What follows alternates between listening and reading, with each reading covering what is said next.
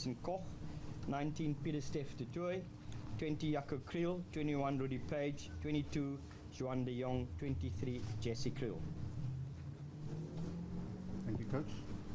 My colleague Zin has got a copy of the team as well as interesting stats and me, and they will hand it over now. Okay, first question. As the person at fullback, I mean, you have brought a lot of excitement in terms of the experience you from playing on the team when you picked up. Yeah, funnily enough, when that was his last test match he played for South Africa, was at 15 against Italy. I think we've seen in the inbound series that we focus on players, basically from South Africa, our local-based players, home-based players, and we lacked a bit on right-footed kickers. And here we have an opportunity to play Jesse Kriel and Juan starting this weekend at 15 to give us that balance with our halfbacks and Faf and Elton with 2 left-footed kickers, and now Goosen and Combrink or Jesse Kriel with the right-footers in the side, which brings a nice balance. So there's a better balance. And I also feel that Juan is, when people watch New Zealand rugby, they look at Bowden Barrett and they say, gee, these guys slots in everywhere, fullback 10, We've got a similar type of player in Juan Goosen. Is really quick off the mark. He's got unbelievable running skills. He's got, aerial skills that's second to none, and he kicks the ball a mile. So I'm really happy to have selected Juan at 15, and I'm looking forward to him coming, playing at 15 for us this weekend.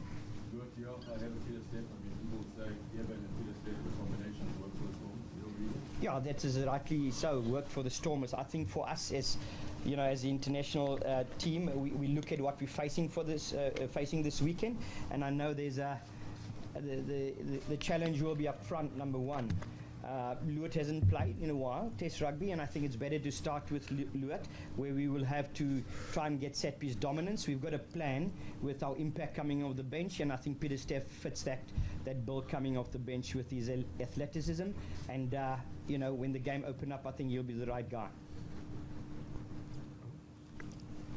So you've got a relatively inexperienced backline, except for Bryan next to you. What does he bring to the team in terms of that experience? Right, good question, Craig. I think if you look at the backs there and you look at the number of caps, there are 153 caps in total, and you take Bryan's 17 caps away, then we're sitting with 36. And it just shows that how young the backline division is, and we experience that in the Irish Test series as well. So it's imperative that Bryan's role here, he knows he has to perform, to play well, number one.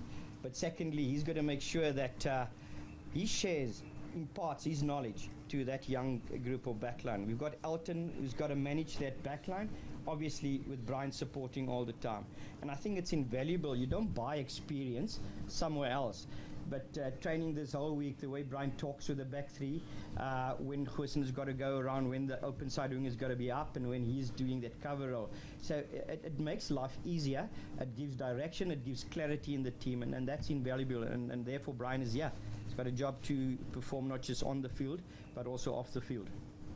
Allister, where we improvement from the Ireland series, do you want, or are you expecting a bit of a surge in terms of that, or do you think there's little improvements as you go along test by test? No, we've got to improve in a big way, not just little improvements. If you want to improve, really in small batches, then a team like Argentina puts you to bed. They put you to the sword. They're a world force in rugby. They're not just a team that is growing, and that's probably the picture that people see out there. That good for Jaguares to be, and they're learning. They're not learning. They finish in the World Cups in the semis. Every last 2 World Cups, semi-finals, So it's a quality side. It's really a rugby powerhouse, and we will be facing a massive forward onslaught. So it starts with the scrummaging, and we can't just improve little by little there. We've got to have dominance, or we have parity, and get it on our terms. And therefore, it's still going to be a set-piece battle. So I'm expecting really a tough onslaught from the Argentinian pack, and we've got to make sure that got quality backs out there, give them good possession, and they will finish. So the improvement must be dramatic improvement since the Irish series, yes. So just a word on the back row, the new back row, different kind of balance. What kind of Yeah, I think for me it's really a good balance. If you look at the Warren Whiteley in the team, it's a great opportunity for Warren to start again in Rugby Championship. He covers a lot of ground. In the field. He links with the falling back and links with the backs on the counter.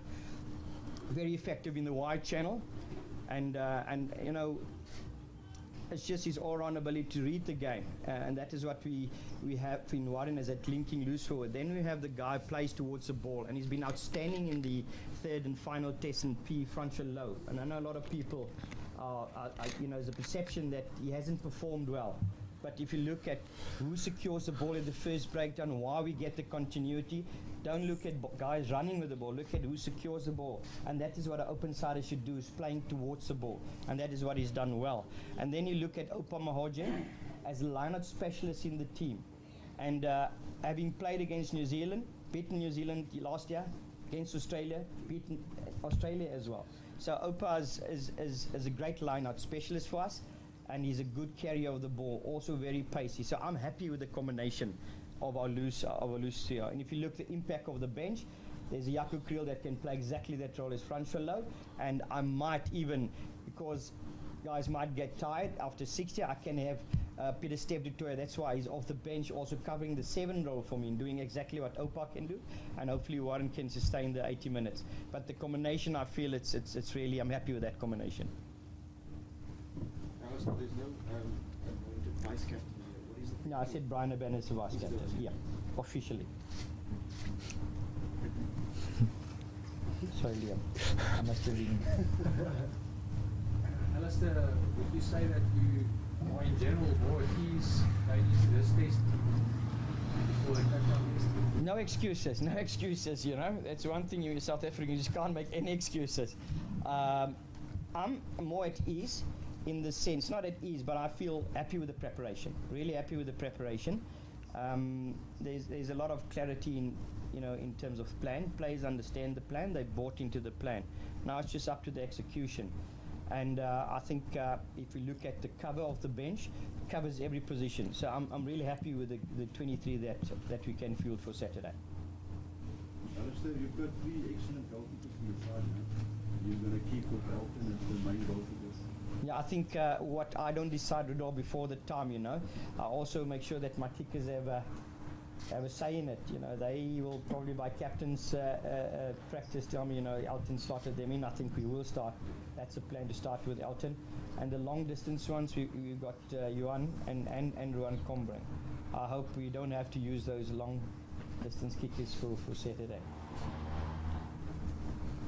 So you're primarily looking at Jesse Kriel as your fullback cover. Is that kind of where you maybe see his long-term future? Now, if you look, yeah, Jesse Kriel definitely. I said it in the week that he'll be one of those players looking at the fullback role as well. But as the team is selected, I've got in June I had to move Lionel Mapu into 12.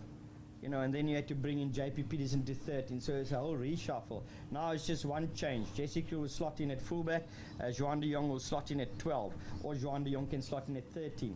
So Jesse will then cover for us, fullback or wing this time, which it's really ample cover there, and it's just one change, and therefore the plan with Jesse is still that he's a 13. It's really about the versatility of the team. So we've got 26 players that we've got to select to go to Salta next week, and you're sitting with a iffy player, 50-50 at this stage. You don't know if you travel with him or leave him, so therefore your versatility, those players become very important and crucial to be able to add 3 players to a 23 in a touring squad. Bryan, very welcome back.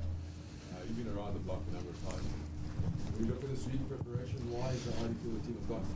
And it's really great to be back. Obviously, with the June series, Toulon and Sevens commitment sort of didn't make me available. But having had a chat to the coach and sort of at the start of the preseason over in Toulon, and hearing what his vision for wanting to include me, in this journey was, I think the opportunity to grab that with both hands was definitely something I couldn't not accept. And obviously, I think firstly, like the coach rightly said, to be back, I know that my on-field performances, is what's going to be the bigger part of my reason for coming back, and know that I have to make a difference on the field first, and then again being able to be a part of a new journey. I think there has been a lot of experience that has left the Springbok group over the last 8 months, and a new journey with a new group of players that are starting a new culture. And I think it's been really great and fantastic for me to be back, to be able to see not only the passion but the relationships that have formed over the last 2.5 months within the Springbok culture. I think it's definitely a new experience for me. The first time I'm coming back into a Springbok group as the oldest player, so the guys have been pulling out the wheelchair jokes and stuff and crutches off the bus, but it's been really fantastic. I think the intensity and the willingness for this group of players to succeed has been really special to see from my point of view. So obviously coming back and being a part of it, I definitely know that I've got to put my hand up, first of all on field, and then hopefully impart as much knowledge to, even though a very exciting, what is a very youthful backline, and hopefully as this journey continues, I can do that and leave these guys with a wealth of knowledge that they can go on and become world beaters going forward. Every time we played Argentina, there's so much expectation from South Africa, and we found one to speak through one lockdown in Durban. Knowledge was possible to the players in terms of that specific nation playing Argentina. And I think coming into this Rugby Championship, and like the coach correctly said previously, Argentina aren't a growing nation. They aren't a nation that have in a developing phase of their rugby culture. They've been a world force for a very long time. I think their experiences were now within Super Rugby, with a big group of that contingent coming into the Argentinian side, is coming with a wealth of experience. A side that has got into the semi-finals of a World Cup last year and played exceptionally well. Yes, they've lost 1 or 2 players to the European clubs, but it's still a group of players that have achieved a lot on the biggest stage. They've beaten Australia, they've beaten South Africa at home for the first time. So I think from my point of view, being able to allow the players from a mental state to understand what they're going to bring. They're a side that never lie down. They're a side that make each and every contact and collision as tough as possible for you, and a side that's never going to back down, whether it's from minute 1 or in minute 85. So I think to be able to allow the guys to understand that, to be able to share the knowledge that youngsters who have never played against Argentina before understand that they need to go into this game with a dogfight mentality, that they can't wait for minute 30, they can't wait for minute 65, that from minute 1 we're going to have to be prepared for a battle that's going to go on until minute 85.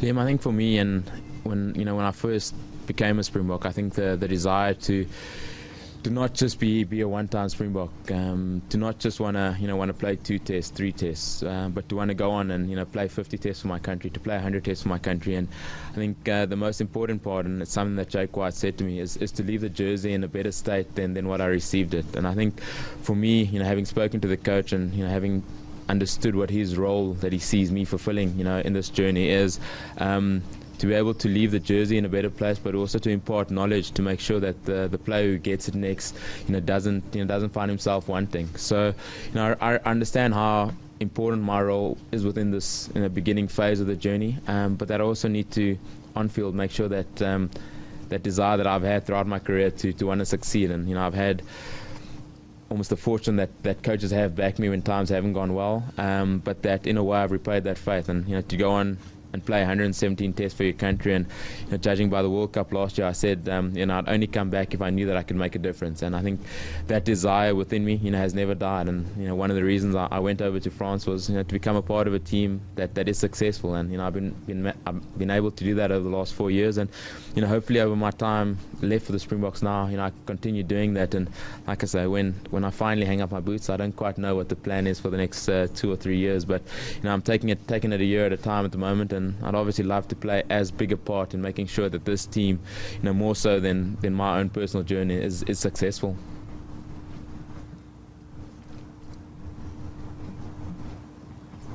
Okay, Afrikaans. There's no more English questions. Is there any for Afrikaans questions? Ons nou mos in die laafveld. Okay. Ons nou mos in die laafveld. Okay, when you're ready. SABC?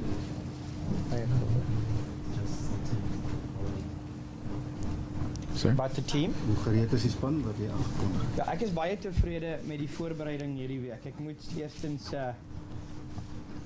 die mense van die Laagveld bedank vir die fasiliteite in Mbombela. Dit is ongelooflik. Maandag se oop sessie, vanaf die oop sessie maandag. Your top stories on Blitz this hour. Johan Coetzee to start at fullback against Argentina. All the action from Rio de Janeiro. David Rudisha basks in more golden glory. On fire Manchester United await Claude Puel's Southampton. And India expect more success in the Caribbean. Springbok coach Allister Coetzee has named his team to take on Argentina on Saturday in both sides' first match of this year's Castle Lager Rugby Championship. Coetzee made 5 changes to the starting 15 from the one that did duty against Ireland at the end of June. Returning from almost 2 years in the Bach wilderness is Johan Coetzee, who starts at fullback. He's been in outstanding form for Racing Metro in France, helping them to the top 14 title and the final of the European Cup. He's one of 2 changes to the backline, with Bryan Habana returning at wing after his 7th commitments kept him out of the Ireland series. He takes the place of JP Peterson, who, along with Willie Leroux, is being given some much-needed time off after a heavy workload in recent times. There are 3 changes to the pack, with Opa Mahoje taking over from the injured Sia Kolisi. SA Rugby Player of the Year Loet de Jager returns, having now fully recovered from the calf strain he sustained during the first test against Ireland. He'll resume his lock partnership with Eben Etzebeth. Up front, the injured Frans Malherbe is replaced by Julian Redlinghuis. On the bench, Vincent Koch takes the place of Redlinghuis, while Peter Steph du Toit drops out of the starting 15 to make way for de Jager. Fresh from winning a bronze medal for the Blitzboks at the Rio Games, Juan de Jong was named on the bench, with the 4th change amongst the subs, seeing Jesse Creel come in for Loazi Mvovo.